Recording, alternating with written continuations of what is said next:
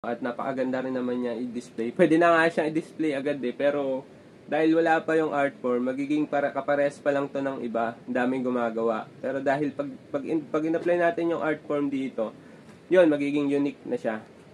So yun, ang ginagawa natin sa art form natin ay tinatakpan muna natin. Yan. Oops. Takpan muna natin. Yan. Yan. Tapos, ating ina-abra-abra-kadabra. Yan. Abra-abra-kadabra. At kung ikaw ay naghahanap ng panibagong ambience sa bahay mo, o sa room mo, sa office mo, sa living room, sa gaming room, sa music room, o kahit na anong room, kahit comfort room. So, ito yun, pipresent natin yung ating ginawang painting. At ngayon, for deliver na po to sa ating buyer sa taga San Mateo, Rizal. At pre-deliver po kami sa Rizal area. At add shipping fee na lang po sa iba pang lugar. So, ito yung ating tinakpan at inabra-abra-kadabra natin. Ulitin natin, abra-abra-kadabra. And then,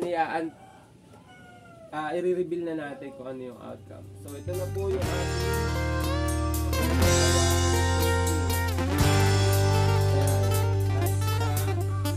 ginamita na natin yung yeso para kumagin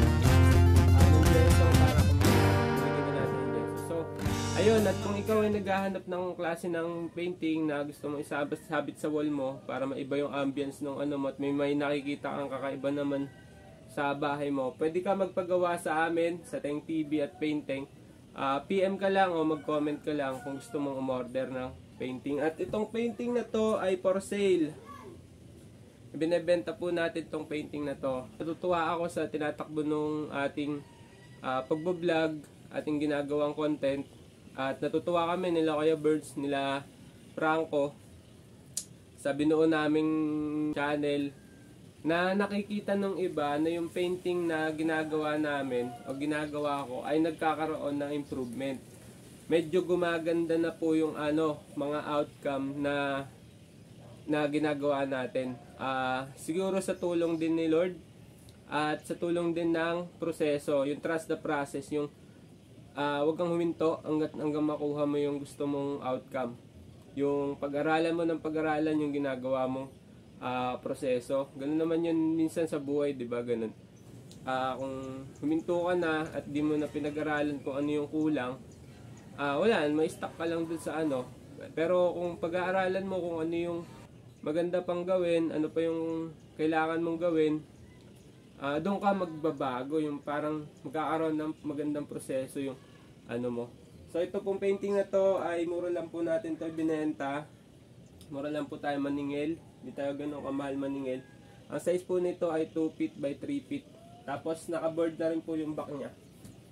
Ayan. Ayan, naka-board na rin para matibay. Kasi ang iniisip natin, paano natin mapapatibay yung artwork at tumagal siya talaga ng matagal. Baga, kasi nga, ang ano natin, for collecting na rin Tapos, na din yun. Basta for collecting na din. At today, pipirmahan na rin natin siya.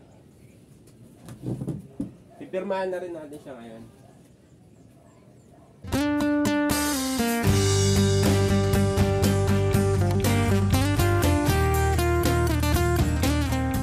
So yan guys, nakita nyo ba yung pirma? Pirmahan na natin. Siyempre maliit lang yung pirma, sakto lang. So yun, maraming salamat sa pagsuporta sa amin at sana balang araw makarating tayo sa gusto natin puntahan. At tiyaga-tiyaga lang tayo, tiis-tiis lang tayo kahit wala tayong kinikita, walang ano sa atin. Basta trust the process lang at alam natin balang araw magbubunga din ng mga tinatanim natin. Lahat ng pagtatanim natin ay magbubunga din. So yun, tulong-tulong lang tayo. At kung gusto mo makatulong sa painting, yun, leave just a comment, i-like mo, tapos i-follow mo. Yun, maraming salamat sa inyong lahat. God bless po. Tuloy-tuloy lang tayo sa paglikha.